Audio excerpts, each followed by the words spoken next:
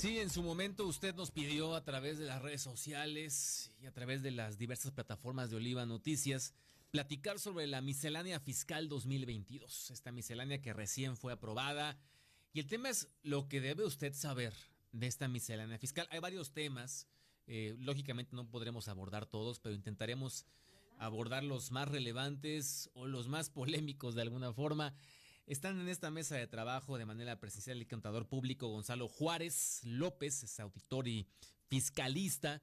Y en línea telefónica tenemos al maestro Enrique Luna Gutiérrez, que es coordinador de la licenciatura en Contador Público Internacional del CETIS Universidad Campus Mexicali, a quien tenemos en la línea telefónica. Bueno, entonces son las 2:36. Quiero que arranquemos esto escuchando lo que dijo el diputado federal por el Partido del Trabajo, integrante además de la Comisión de Hacienda en la Cámara de Diputados Federal, Reginaldo Sandoval. Nos habló sobre la miscelánea fiscal y por supuesto habló de temas positivos sobre ella. Dijo que beneficia a la población, que no supone nuevos impuestos. Recuerde que PT está aliado a Morena y al Verde y fueron justamente los que aprobaron esta miscelánea fiscal. Escuchemos lo que dijo el diputado. Estamos subiendo la recaudación. Como venía una caída de recaudación, se quedó en 13% en referencia al PIB. Y ahora la traemos arriba del 15% en referencia al PIB. Pues ese es un tema. Segundo, no se han creado nuevos impuestos. Tercero, no ha incrementado los impuestos que teníamos. Hay empresas o hay personas que dan donativos deducibles y ahí también había una fuga de dinero porque pues te creas tu propia empresa o tu propia asociación para deducir impuestos, recibirlo, y pues es un círculo vicioso que se daba ahí. Eso también se acabó. Oliva Noticias. Bueno, el diputado Sandoval habla, por supuesto, de que no habrá nuevos impuestos y demás. Le pregunto, por supuesto, a quien está aquí en la mesa, al contador Gonzalo Juárez. Gonzalo, por supuesto que dentro de los temas que tienen que ver con la miscelánea fiscal, se adiciona y se derogan algunas disposiciones de la ley del impuesto sobre la renta, la ley del impuesto al valor agregado, la ley del impuesto sobre producción y servicios, la ley federal del impuesto sobre automóviles nuevos, el código fiscal de la federación, entre otros. Pero te pregunto, de manera general, ¿es benéfica esta miscelánea fiscal? Alejandro, muchas gracias en primer lugar por la invitación. Sí. Por supuesto, creo que tenemos que hablar que la miscelánea es benéfica, pero depende desde el punto de vista de quién.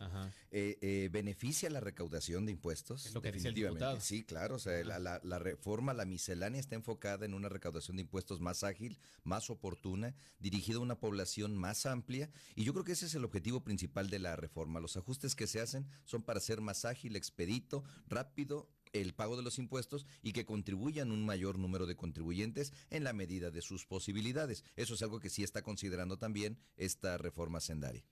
Esto quiere decir entonces, de acuerdo a lo que escuchamos, Enrique Luna, y te saludo por la línea telefónica, que el principal objetivo de esta miscelánea fiscal es justamente ese, recaudación o digamos que dar tiros más precisos de recaudación de alguna manera. Enrique, ¿cómo estás? Adelante, buenas tardes. Alejandro, ¿qué tal? Buenas tardes, gracias por la invitación a tu espacio. Pues sí, definitivamente, como lo acaban de comentar, hay un objetivo de recaudación más ágil y también hay un objetivo de incrementar el padrón de contribuyentes. Creo que es bastante importante recordar que se ha hecho el comentario en reiteradas ocasiones que se busca incrementar dicho padrón de contribuyentes, porque aquí en México actualmente hay mucha persona que recibe ingresos de manera informal. Se busca formalizar a este padrón y estamos viendo precisamente este objetivo, precisamente con uno de los cambios que fueron bastante llamativos, que fue la inscripción al RFC de los mayores de edad. Sí, estaba observando los impactos de esta miscelánea fiscal 2022 y estaba observando que dentro de ellos está el aumento en el precio de pasaportes. La miscelánea propone un incremento en sus costos, el alza en la entrada a museos del país, por ejemplo, habrá que ver qué tanto puede impactar esto también, ¿no? Y la limitación, y aquí es donde quisiera platicar, la limitación en deducción de donativos, que ha sido uno de los temas más polémicos. ¿Qué es lo que está ocurriendo en verdad en ese tema, Gonzalo? Hablando en términos económicos, el SAT ha empezado una recaudación importante contra contribuyentes de gran capacidad contributiva, de altos ingresos. Entonces, una de las razones que motivó esa reforma fue el hecho de que una familia depositó cerca, no recuerdo, son 1,400 o 14,000 millones de pesos. Digo, Como donativo. Lo hizo como donativo y con eso dejó de pagar impuestos. Y era algo que la ley permitía. Pero una estrategia, ¿no? Claro. Tú donas y pagas menos impuestos. Sí, exactamente. O sea, el dinero a final de cuentas es como la materia, no se transforma, solamente lo pones en otro lugar, y el dinero, cuando está libre de impuestos, pues rinde más. Entonces, lamentablemente, ese fue una situación que se dio, era legal, creo que no se le puede recriminar a estas personas que lo hicieron, porque era algo que permitía la ley. Pero lo que sí a lo mejor puede recriminarse en un acto de moralidad es que pues todos debemos contribuir de la misma manera de nuestras capacidades con el gasto público. Entonces, lo que hicieron fue recortarle esos beneficios a los que realmente los aprovechaban, porque uno que a veces anda con el dinero a cuentagotas para poder pagar los gastos y todo lo que se le presenta a uno, sí, pues la verdad es que no va uno a dirigir esa cantidad para deducirla de impuestos, lo que quiere uno es gastarlo. Esto está dirigido en un sentido directo a estas personas que aprovechaban esta ventaja que tenían. Interesante. Enrique, yo noté, y bueno, hemos recabado algunas opiniones, noté mucha molestia. No dudo que haya quien esté de acuerdo con ello, además nos das un punto de vista muy importante, Gonzalo. Pero noté molestia en el tema de los donativos. ¿Por qué? ¿Por qué se molestan? ¿O en verdad le pegaron un golpe fuerte a quienes estaban ocupando esta estrategia, Enrique? Al final, ahorita el colega Gonzalo hizo un comentario muy acertado. Estás cortando beneficios. Es algo que se encontraba en la ley. Pero al final de cuentas se abusó, que es lo que siempre ha pasado, se abusó del beneficio. Y lo vemos también precisamente en este cambio, por ejemplo, del régimen simplificado de confianza, ¿no? Que se está limitando el RIF, porque se abusa, estás otorgando un beneficio y se está abusando del beneficio que se le está otorgando. Pero claro, definitivamente hay un descontento generalizado del contribuyente al verse recortado, ¿no? En este tipo de beneficios. Hay que recordar que pues esta nueva limitante para donativos, pues ya se va a integrar una bolsa acumulada del 15% de los ingresos anuales. Estamos hablando de que la deducción de las personas físicas pues no podrá exceder de la cantidad que resulte menor entre 5 veces la UMA o el 15% total de los ingresos del contribuyente como bolsa acumulada, a comparación del 7% que se tenía anteriormente, ¿no? Como bolsa separada. Definitivamente hay una afectación, pero pues también tendríamos que hacer el conteo de en realidad cuántos contribuyentes en realidad son afectados con dicha medida. Tocaron un ejemplo anteriormente. Sí. ¿Cuántos contribuyentes caen en ese escenario o podrían replicar ese escenario? En realidad están contados. La afectación generalizada de la mayor parte de los contribuyentes en realidad es mínima. Uh-huh. Estoy revisando también dentro de los temas de esta miscelánea fiscal que se elimina el IVA en toallas sanitarias, en tampones, en copas menstruales. También en el tema de las mascotas, ¿no? Quitan el IVA en los alimentos para animales, los productos agrícolas, que actualmente tienen una tasa del 16%. Y uno de los temas también que generó polémica, que levantó charla, es lo que tiene que ver con la inscripción de mayores de 18 años al SAT, ¿sí? O que se den de alta, pues, con su registro federal de contribuyentes. Platicamos con algunos especialistas sobre este tema. Y de hecho, por ejemplo, el mismo diputado Reginaldo Sandoval, habla sobre el tema del registro federal de contribuyentes y por qué era necesario, a decir de ellos, que los mayores de 18, aunque no trabajaran de manera formal, se inscribieran. Escuche. Todo el mayor de 18 años debe darse de alta con el registro federal de contribuyentes para que su nombre ya no sea usado en estos mecanismos de lavado y de evasión y de pues otro manejo que es incorrecto, que no reportan al SAT, porque ya has dado de alta tu RFC, aunque no tengas actividad, ya no se puede usar tu nombre para estos mecanismos. Ese es el centro de todo. No va a haber ni castigo para el que no lo haga, pero sí es importante hacerlo para que tu nombre ya no sea usado en estos mecanismos que evaden la ley. Oliva Noticias. Correcto, dice que no se va a castigar a aquel que no lo haga. Esto de inscribirse al mayor de 18 años que pues, desea no inscribirse en el RFC. Pero ponía un ejemplo el diputado en aquella charla, hablaba de que luego se le hacen depósitos elevados o no tan elevados o varios pequeños, pero que se hacen grandes cantidades. Algún empresario que da la tarjeta de débito de su chofer o que da la tarjeta de débito de algún familiar o algún amigo, ahí hacen el depósito y libran el impuesto. Ponía básicamente ejemplos de ese tipo. ¿Qué tan benéfico es esto? Te pregunto, sobre todo en el tema de la polémica que ha generado, ¿no? Claro. Gonzalo. Fíjate, Alejandro, que yo creo que a lo mejor le faltó un poquito más de precisión a la charla que se ha dado en base a este tema, Sí. que realmente lo que se ha pretendido ya desde hace algunos años es tener un mecanismo de control prácticamente como de población. Voy a poner como ejemplo, nació la CURP. Sí. En su momento después supimos muchos que hubo un intento por establecer un padrón telefónico de los usuarios de telefonía. Entonces, han sido intentos de parte del gobierno federal para tratar de estandarizar el control de las actividades de los ciudadanos para poder de alguna manera ser más objetivos y más precisos tanto en la entrega de recursos como en el manejo de los recursos de los ciudadanos y de los gobiernos. Entonces, yo creo que esta reforma en particular, que dio mucho de qué hablar, no tiene tintes recaudatorios, no tiene tintes de incrementar el padrón de contribuyentes, pero voltearon a ver y dijeron, quién tiene la capacidad informática administrativa para poder generar eso, para resguardar las bases de datos, los datos de los contribuyentes, y entonces con ello poder acceder a esa información de una manera ágil? Pues el SAT. O sea, nadie más. Entonces, lamentablemente cuando suena SAT, pues suena feo, ¿no? Estamos pensando en impuestos y eso fue lo que sucedió. Oye, es que van a pasar a traer a todos y nos va a controlar el SAT. No es cierto, porque ya de hecho todo el dinero que se mueve a través de instituciones bancarias puede estar fiscalizado en el momento que el SAT quiera. Entonces, no te preocupes por esto de que es que lo pongo a nombre de otra persona y esto que te voy a dar de alta y con eso te voy a controlar. No, eso lo ha podido hacer siempre la autoridad. Y cuando hablo de la autoridad, hablo de a nivel federal. Son mandatos que se hacen para regular, para controlar, para identificar a la población. Lo que sí coincido en parte con la opinión, con el mensaje que mandaba el diputado, es que en ocasiones se ocupaban los nombres, y te voy a dar los nombres de las personas para ciertas actividades. Sí. Y te voy a poner un caso. Cuando se trata de la entrega de recursos públicos como apoyos, como donativos, como entregas a ciertas personas de la población, pues antes te decían, es que para dártelo me tienes que dar tu RFC. Y la gente decía, oye, yo no tengo ni por qué tenerlo. Sí, sí, no, espérame. Sí. Ahora sí lo necesitas tener. Estás obligado por ley a tenerlo.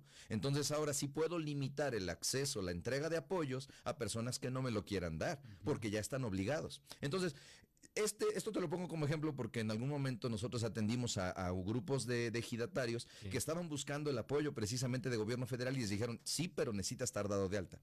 Y dimos de alta a ejidos que tenían 2,000 miembros, 2,500 miembros y lo hicieron con tal de obtener los apoyos. Entonces, esta medida no es recaudatoria, pero sí tiene que ver con la hacienda pública, porque a final de cuentas es el manejo de los dineros de todos. Entonces, por eso es necesario establecer los controles y no creas, no es sencilla esta tarea, porque le van a dar la tarea de almacenar la información, de que las personas se acerquen y que tengan que resguardar y entregar en algunos casos datos personales. ¿Quién tiene mayor tecnología que eso para hacer eso en México? El SAT. Sin duda alguna. Entonces, no es recaudatoria, pero sí, ¿no? O sea, bien comentas, no lo es, pero sí, es interesante el tema, es interesante, y te pregunto, Enrique, porque buena parte de la población con la que se charla, con la que se platica sobre este tema, particularmente del RFC y de los mayores de 18, dicen es que quieren tener nuestra información. O sea, lo que quieren es, pues ahora sí, abrazar nuestra información para los fines que sea. O sea, más allá del tema del SAT y del RFC y eso. ¿Qué tan cierto podría ser esto, tomando en cuenta eso que se comenta ahí en el imaginario colectivo, Enrique? Bueno, hay que partir de cuál es el objetivo inicial, ¿no? O cuáles son las razones que da por parte de la autoridad en relación a esta acción o medida que se está tomando.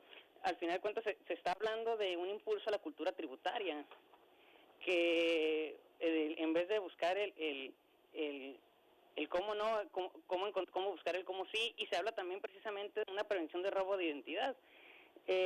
Precisamente yo creo que definitivamente una de las instituciones que tiene el recurso suficiente para resguardar la información, precisamente es la Secretaría de Hacienda en conjunto con el SAT, porque al final de cuentas, ¿qué información estás proporcionando al SAT? Y hay que imaginarnos la base de datos tan enorme de información que estaría resguardada en una sola institución. Y ahí va la otra parte de la historia. También se presenta dicha medida bajo qué óptica, la óptica de la autoridad, que dice que no tiene una afinidad recaudatoria, pero al final del día, ¿cuál es la percepción de la gente? ¿Cuál es la percepción del mexicano ante esta medida? Hasta el momento, hasta la fecha, la percepción del mexicano es recaudatoria. Sí. Es la creación de una base de datos para que el día de mañana el joven que cumpla la mayoría de edad ya se encuentre en la base de datos, para que en cuanto sea formal, ya sepamos que fulanito de tal forma parte de este padrón formal de contribuyentes. Sí, es un tema, como también comentas, Enrique, un tema de percepción. Platicamos durante la semana también con Dylan Pizaña, quien trabaja en el Senado de la República, y nos habló un poco sobre cómo podrían afectar o cómo podría afectar a los jóvenes esta inscripción de mayores de 18 al SAT. A ver, escuchemos lo que dijo, es un fragmento. Fue una madrugada muy larga, fueron más de 2 horas de discusión y en el Senado se aprobó justamente esta miscelánea con falta de sensibilidad y sin ningún toque de empatía. Entre eso, ningún toque de empatía para los jóvenes mayores de 18 años. Para Morena solo existe una voz y bueno, la única voz que escuchan es la del presidente de la República. Se establece que los mayores de 18 años, cuando tú cumplas 18 años, tienes la obligación de registrarte, de inscribirte en el Registro Federal del Contribuyente, a lo que primero tendrían que trabajar en generar empleos, y no solo generar empleos, sino también que estos empleos estén bien remunerados y entonces después sí preocuparse por inscribir a los jóvenes en el Registro Federal del Contribuyente. Oliva Noticias.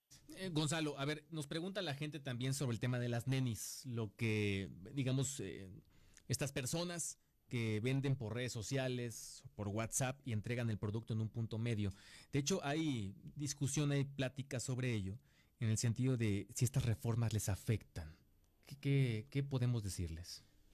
Bueno, definitivamente las reformas sí están afectando porque están afectando a este sector empresarial en micro, sí, que anteriormente se mantenía en la informalidad. Exacto, así es. Entonces sí está viendo. De hecho, la reforma del año anterior tuvo más que ver con ello, con la creación de un esquema de plataformas digitales para que quienes vendieran a través de estas plataformas empezaran a pagar impuestos. Pero creo que tenemos que definir muy bien aquellos que funcionan o trabajan a través de plataformas digitales y aquellos que utilizan algunas plataformas digitales solamente para hacer conocer su producto. Okay. Los primeros cobran a través de las plataformas digitales. Los segundos solamente utilizan las plataformas digitales como medio de contacto. ¿Y entonces a cuál afectaría? Entonces, la reforma del año anterior afectó a los que cobran a través de las plataformas digitales, que es decir, que a través de la plataforma hacen todo el modelo de negocios. Las nenis, usualmente llamadas así, no hacen su modelo de negocios a través de las plataformas. A través de las plataformas solamente muestran sus productos y establecen el contacto. Entonces, ellos usualmente manejan mucho de los productos en efectivo. Mientras sigan manejando en efectivo, están todavía en la parte oscura de la recaudación fiscal, porque no tienen una posibilidad directa a la autoridad de ir sobre ellas. Pero ya cuando las nenis empiezan a decir, oye, deposítame en mi tarjeta, oye, deposítame en mi cuenta bancaria, hazme una transferencia, entonces ahí ya se empiezan a asomar para decir, pues aquí estoy, autoridad, yo también estoy generando ingresos. Y entonces a este tipo de contribuyentes les pueden empezar a cobrar impuestos, cosa que no han hecho. El SAT, en parte de las medidas que viene mucho de esta reforma, en particular para este 2022, es que va a tratar de una manera diferente a los grandes que a los pequeños. Entonces, ese es en lo que va el nuevo régimen de confianza. De hecho, ese es un nuevo régimen que puede ser el que utilicen las nenis, porque dicen, mira, tú nada más tienes que pagar una parte de tus ingresos y olvídate.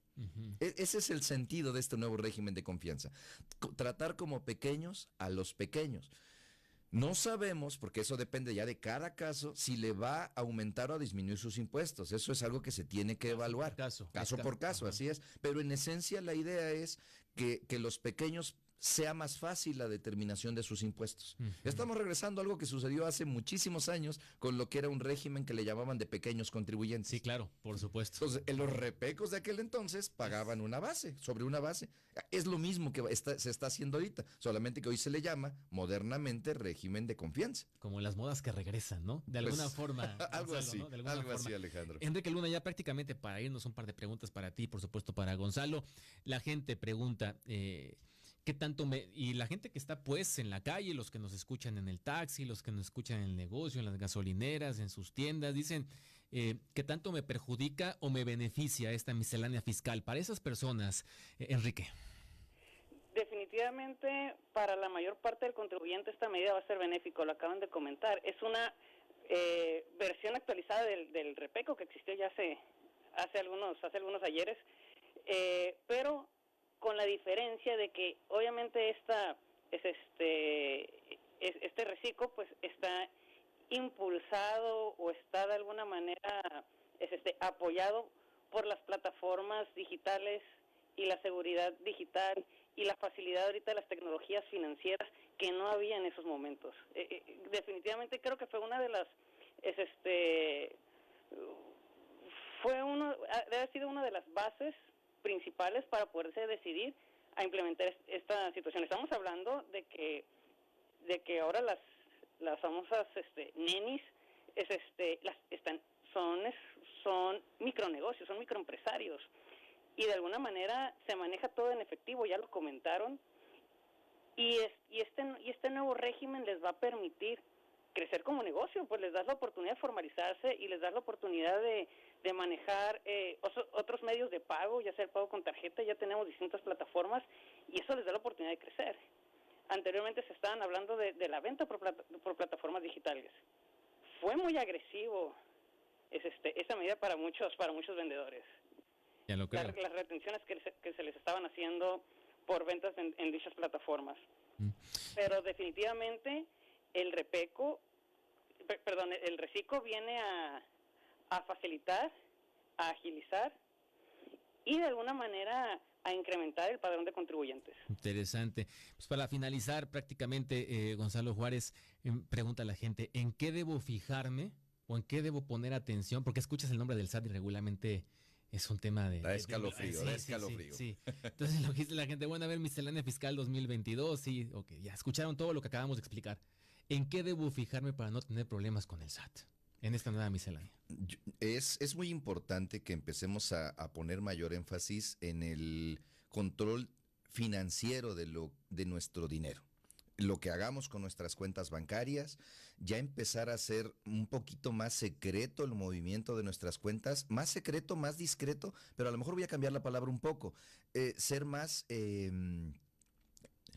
más precavido con los movimientos. Antes como que utilizábamos nuestras cuentas para muchas cosas. Oye, te presto a una tanda, oye, te hago una transferencia. Yo creo que la cultura financiera tiene que empezar a cambiar y tiene que empezar a cambiar en el control que yo tengo sobre mis cuentas bancarias.